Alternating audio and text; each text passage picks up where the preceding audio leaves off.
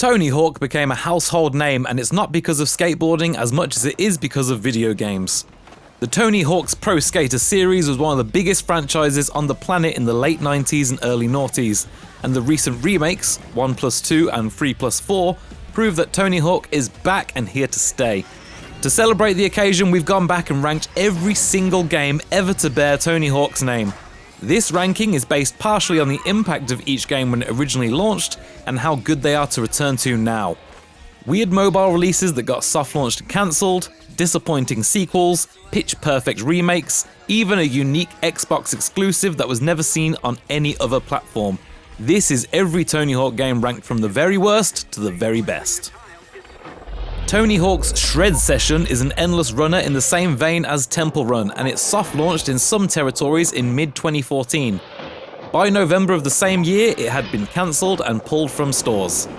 I haven't played it, but I assume that means it's bad. Tony Hawk's Skate Jam is still downloadable, but not if you search for the man's name. This was released in a short period where Activision let go of the Tony Hawk license, and Maple Media jumped on the opportunity.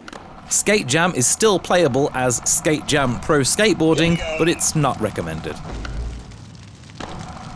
The original Nintendo DS units had a Game Boy Advance slot on the bottom of the system that developers could utilize as an accessory port when playing DS games. Tony Hawk's Motion makes use of a simple gyro sensor, and it works very, very badly. There's no reason to go back and play this one. In 2009, the simple Java game Tony Hawk's Vert was probably great for the pre-smartphone era. Should you play it now? No. When Guitar Hero was at its height, Activision went all in on oversized plastic peripherals and games built around them. Tony Hawk Ride is one such example, and the motion controller plastic skateboard sucks. It barely works as intended, and while it might have resulted in some laughs for kids or their parents after a few drinks at Christmas, it's not worth actually playing. That's the parents having the drinks, by the way, not the kids. Pro Skater 5 mimics the Tony Hawk games you like, but with physics and mechanics that quite simply do not work. The audio can break, skaters ragdoll awkwardly for no reason, and in general it's just not very fun. It might be better than the previous games we've mentioned, but it feels far more insulting. Pro Skater HD certainly wasn't well received on launch, but the nostalgia for the classics did a lot of heavy lifting.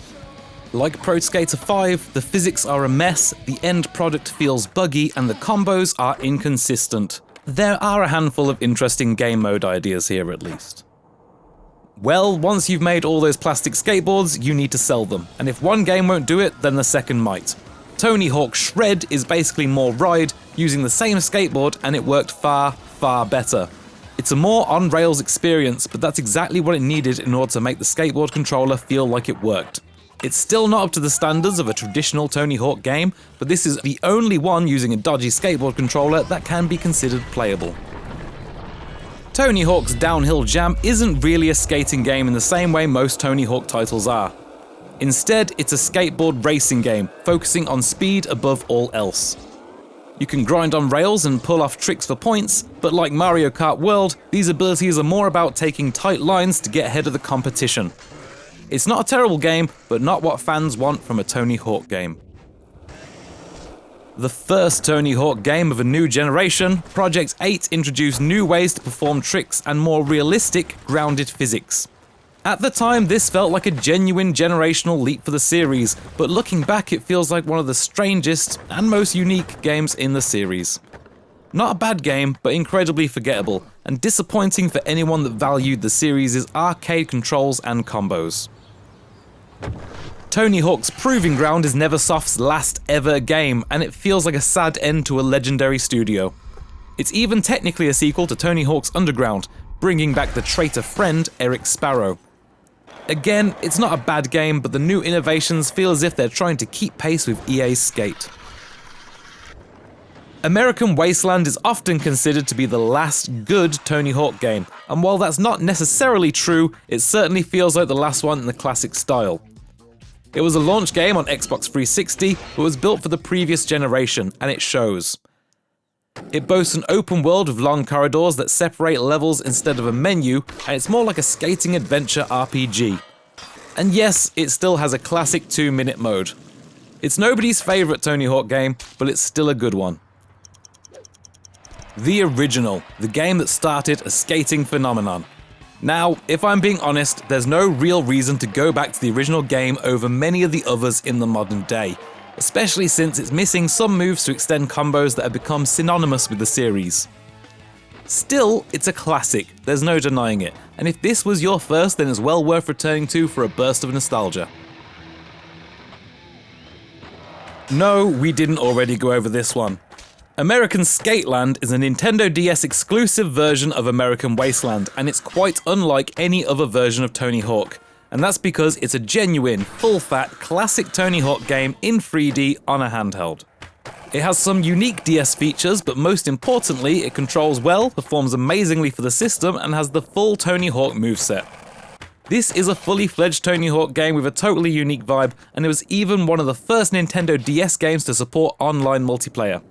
I know most of you didn't play this one, but I did, and it felt like a revelation. Tony Hawk's Pro Skater 4 removes the series timer and introduces bigger stages for the first time.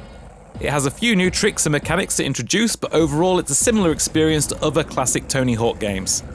Unfortunately, the removal of a timer might give you more time to play around and explore, but it replaces the timed dynamic challenges with less interesting missions. It might have been your favourite, but on reflection, it's not the best of the Pro Skater games. The latest remake deserves a spot on this list, and it's a good one. Pro Skater 3 plus 4 bundles both of those classic games into one package with modern visuals and controls, and it's good. This is the game fans were begging for, and if you want more modern Tony Hawk, this is the game for you.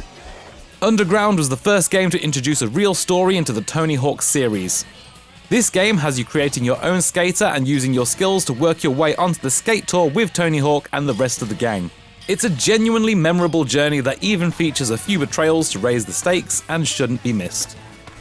This might be the strangest Tony Hawk game on the list, but it's arguably the original remake. Pro Skater 2X is Pro Skater 2, but it includes every stage from the original Pro Skater and 5 new original stages, and it's exclusive to the original Xbox. This game was released alongside Pro Skater 3 and even includes several of the mechanical additions that game introduced.